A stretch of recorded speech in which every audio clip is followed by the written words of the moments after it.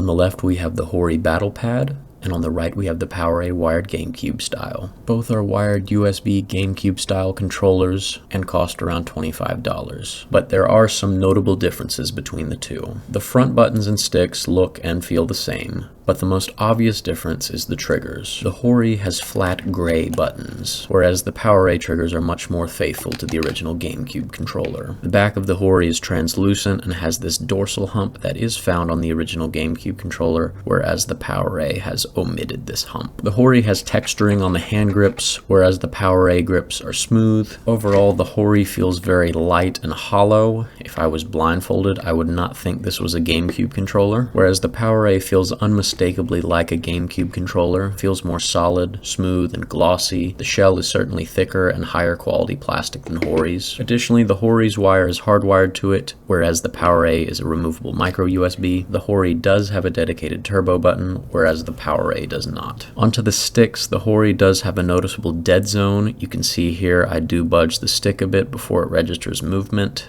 and the C stick has a considerable dead zone. The PowerA does have a slight dead zone as well, but it is much less than the HORI on the movement stick, and the C stick has almost no dead zone at all. Also, the movement shapes are different. The HORI stick moves in a square shape, whereas the PowerA is more elliptical. I can see where the HORI might appeal to some competitive fighters, but if you are looking for a faithful GameCube controller that doesn't break the bank, the clear winner is the PowerA.